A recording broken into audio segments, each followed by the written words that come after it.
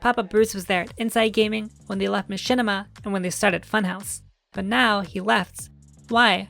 And what's he been up to since going out on his own? Well, the story starts a couple years ago when Bruce was starting to feel really burnt out. Because Bruce's role as the manager of Funhaus was starting to get really tiring, when what he really loved doing was making content and playing video games and entertaining people. So you may be thinking, wait, Bruce was getting burnt out of Funhaus because he just wanted to play games all day? Isn't that what they already do at Funhaus? It's very easy to see groups like Funhaus and Achievement Hunter and think that they just play video games all day, but that's far from the truth. Because the reality is that they said that the recording of the video, which was the fun part for Bruce, was only around 10 to 15% of the video. This is because most of the time spent making the video is spent on the setup and editing, which takes an incredibly long time. As a content creator, I can actually speak to this. My videos are a bit more scripted than Funhaus, and the recording is probably less than a tenth of the actual video making process. Most of the time is spent researching, writing, storyboarding, drawing the art, editing, making sure I'm not breaking copyright, that kind of stuff. So video making involves a lot more stuff than just the recording. But it goes even further for Bruce because he was the manager. So his job was to manage people and the business. And he said that most of his day was spent doing stuff that had nothing to do with games. Doing stuff like looking at analytics and views and trends, resolving problems and conflicts, scheduling and workload issues, and meetings. So many meetings. And Bruce was just tired of all this stuff and was incredibly unhappy working there. So he confided in the Funhaus crew, telling them he was unhappy and wanted to leave and look for their opinions. And everyone told him that he should do what's best for him and what makes him happy, that he shouldn't destroy himself over a job. Which is really wholesome to hear, because I think it really goes to show how much genuine trust and affection they all had for each other. So in mid-2019, he put in his resignation to leave Rooster Teeth. But Rooster Teeth was like, wait, hold on. Before you leave, try taking a sabbatical and see how you feel. Take a vacation, rest, relax, and see if you feel better. So Bruce was super burnt out, and Rooster Teeth gave him a sabbatical to help him out, which he said he's extremely grateful for. So he went on sabbatical in August 2019, and spent the time reflecting on what his next step should be. And ultimately, he decided that after the sabbatical, he would resign and leave Rooster Teeth and Funhaus. This is for a lot of reasons, like being tired of not being able to perform and play games, but also the workload, because before he even went on the sabbatical, he was very clear to the higher-ups that they need to start bringing in extra help to lighten the load, which is pretty indicative of how overworked they were.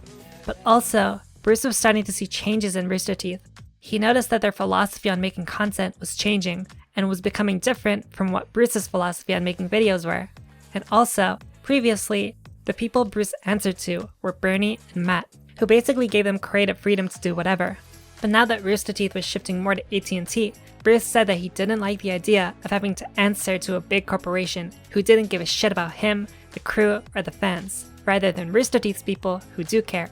And it's easy to look at this and be like, boo, evil company is evil, boo. But Bruce specifically said that he didn't have any resentment towards Rooster Teeth or anything. He instead described it like a relationship, where the two of you break up because you're just going in different directions. So given all these things, Bruce thought that it was a good time to leave, and in late 2019, he officially resigned from Funhaus and Rooster Teeth. There were no grudges, no drama, no anger. There was sadness, but ultimately, they were glad that Bruce was moving on to things that made him happier. One of the biggest reasons Bruce left Rooster Teeth is because of the amount of effort he put into things that weren't his, because Bruce described his career as building lots of brands that were very successful, very popular, and very profitable, but always for other people and other companies. Because Bruce poured his heart out working at Inside Gaming, but ultimately, Machinima owned it. He worked his ass off making Funhaus, but ultimately, Rooster Teeth owned it.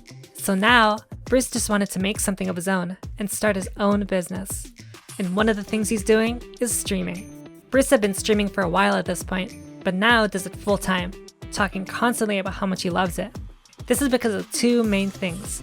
Firstly, it's what he likes doing, which is playing games and making content out of it. And second, he loves the interaction, because reading the live Twitch chat feels so much more real and fun than YouTube comments. Because yeah, Twitch chat can be bad sometimes, but YouTube comments are just such a cesspool of shit.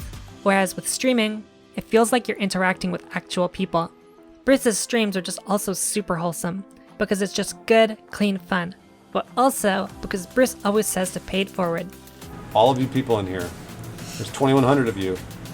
A lot of you are now subs because you've been gifted subs, which means you have to pay it forward. Do something nice for somebody else. I'm not much of a streaming fan, but I really recommend Bruce's SCP streams. It's really fun to see Bruce dive into the lore of the SCP Foundation. Plus, you get to see Bruce shit his pants, which is always fun.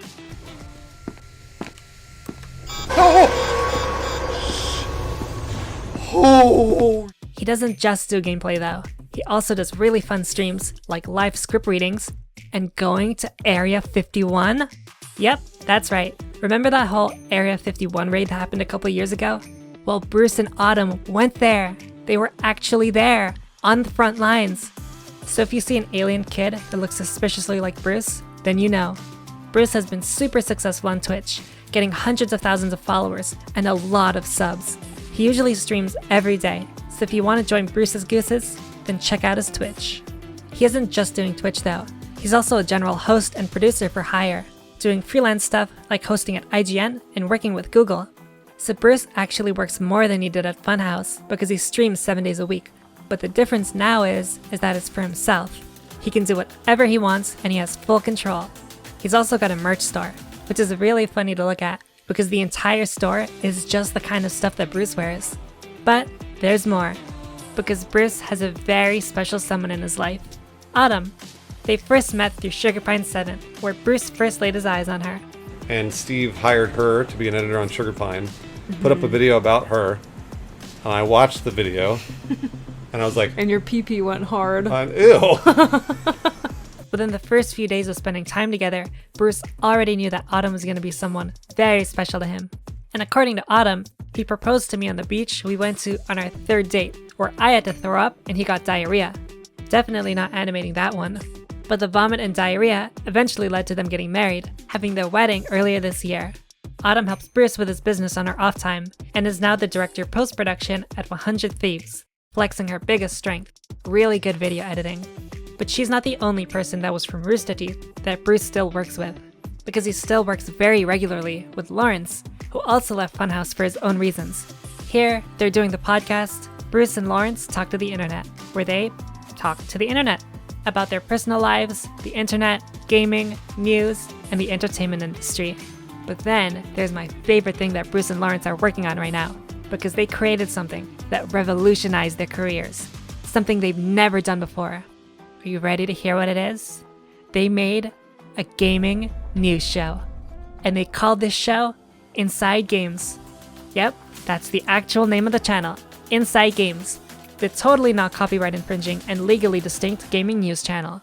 Welcome back to Inside Games, the only channel brave enough to ask the hard questions about Star. But in all seriousness, it's like watching Inside Gaming again.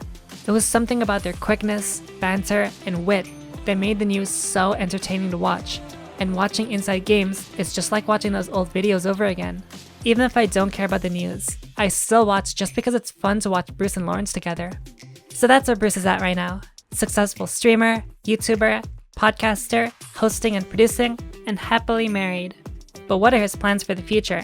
Well, all this stuff is leading towards something that Bruce said he has wanted to do for a while, because his ultimate goal is to make his own production company.